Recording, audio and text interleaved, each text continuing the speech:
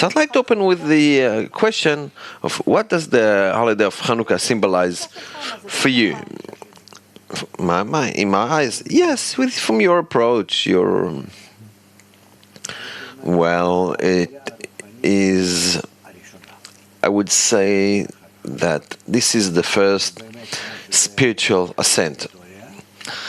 That indeed, as it happened in history, so it happened in the person's history.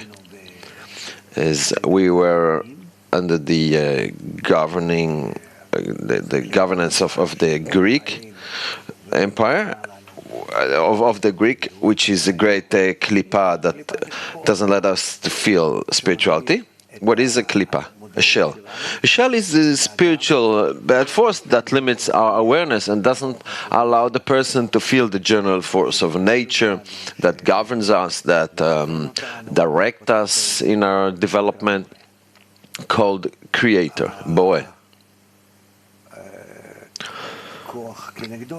The help made against force, which concealed the Creator from us, is called the Pharaoh or all kind of such names. Basically, it is our ego, which has all kind of names, right?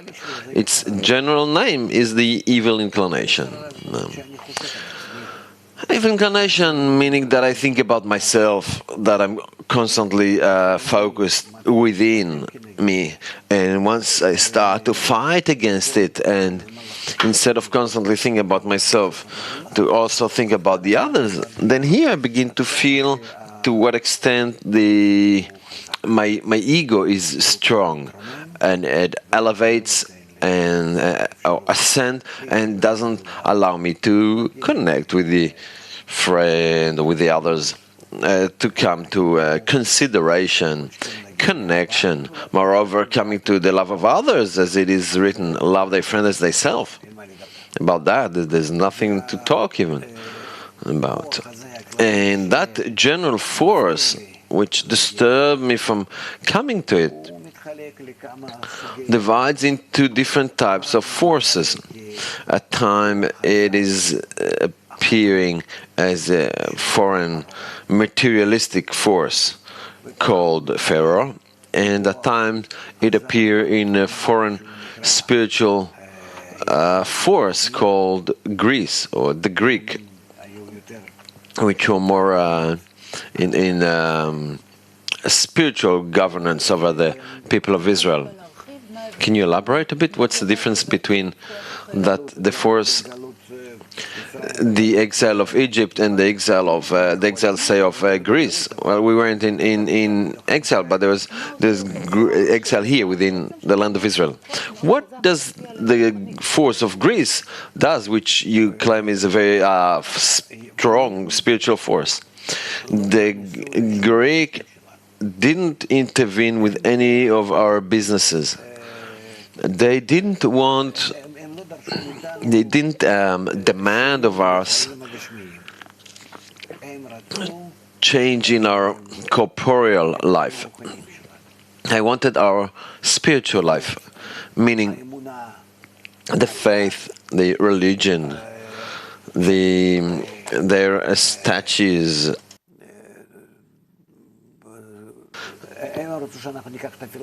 They wanted us to adopt their philosophy, for us to start praying to their gods, etc. This is basically the shell, klipa, of Greece, in what it is tougher than other klipa, because it demands nothing of the person. You can keep on living your life. This is your field, and these are your kids and house and everything. Everything remains as it was. However, what? Your spirit. And in that case, there was a very strong struggle in the nation of Israel, as we learn from history, that a big part of the nation of Israel became Greek, because it didn't disturb them. Oh, what's the problem? Anyway, they're so big, so strong. The whole topic of Alexander the Great and all the Greek Empire that conquered the world and everything, they brought to the world their paradigm. which was their philosophy, which is, in one sentence, a very plain, primitive, materialistic philosophy that we need to take into account different gods, but predominantly it was aimed against our work of the Lord. What is our work of the Lord?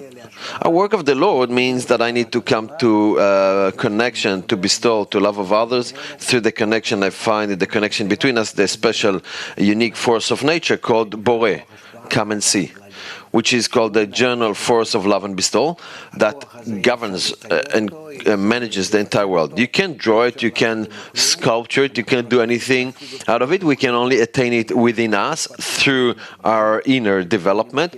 As all of a sudden I start feeling it, and then I say, oh, it exists.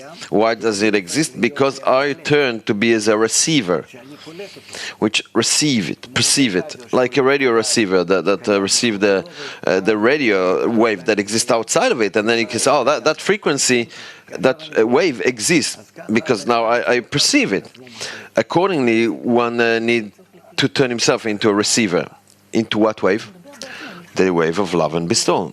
So you're basically talking of ideological war. Yeah, of course, only ideological. There's a lot written about it, and indeed it's not so much a problem. Can you define precisely what is the war? What are the two ideologies facing one another, and how do they collide? What's the opposite between them? What's similar? What's alike? What's opposite? The Greeks were very materialistic. As a matter of fact, they wanted human beings to bow to their gods. And just as we read, obviously in childhood, you've read, in my childhood I also read all these stories about the gods, Greek gods, how they fight between them, and then colliding and eating one another and killing one another, what have you, like among humans in this world. Meaning the mythology, the Greek mythology. Yeah, it's very plain, very corporeal, earthy, Aphrodite, this, that. It's really something very. They're very plain. Also today it is so. It's pretty. The European farmers. So that's the Greek ideology. What's stand against it? The Jewish ideology. The Jewish ideology is, well, the fact that the Greek came to all kind of nations and wanted to govern them with their ideology, it wasn't a problem, because they didn't receive much resistance. Also, in the majority of the nation of Israel, they didn't receive much resistance, because we were in quite a loathsome, low state, where we hardly led or maintain our spiritual law of love thyself as thy friend, as thyself. Hence, many Jews followed the Greek, because our ego, the ego in each and every one, nevertheless burned from within. Hence, it was very happy to have as if ideological support that goes hand in hand with the government, and doesn't disturb him in his life, and actually supports. Hence, Jews become Greek, converted. Many the rich. Here also, obviously, usually the low class is more conservative. Yeah, so the rich and the managers, so to speak, they become Greek. They took upon it, and the Greek asked for nothing but the spirit. If you accept our approach to reality, then that's it. You're like a kosher. You're like us. You're okay, and that's it. What was the Jewish ideology that was supposed to be in contra? The Jewish ideology, which you supposed to be bowing to the upper force that governed the world, and it's the only one, and there's none else but Him, and that force is the force of love and bestow, force of giving. Yeah. and giving and love different as they self, meaning love is an absolute love, that this force exists and dwells in the entire world, the force of love. And if you want to be close to that force and worship it, then you need to resemble it. All right? So resembling the force of love and bestowal, that's against our nature. Hence, it is much easier to bow to the Greek gods. So there's as if one god here that govern reality against more kind of humane forces that are the gods with human qualities. Yeah, they wrote such fantasies, such a childish. But yes, this is how. As a child, I read all these stories. These are stories, legends.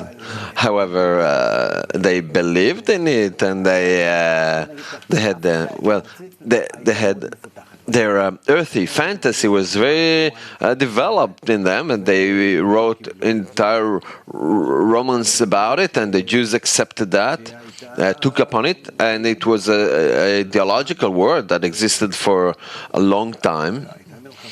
And it was a war, a very, very harsh war. I still don't understand the essence of the war. What's collide here with what? The essence of the war is that I don't want, I'm incapable to believe in gods which are like humans, that are fighting with one another, that each take a part in nature to manage it, that they live among us, that I need to bring them something kind of so that they won't get angry with me, that they're truly being within statues, that I'm bowing to these statues. It's truly, to date even we see, later on in they brought in Constantinople the new religion, so to speak, in Byzantium, and which there everything too is filled up with all these images, characters, which meaning a very primitive religion. But this is not what we are talking about.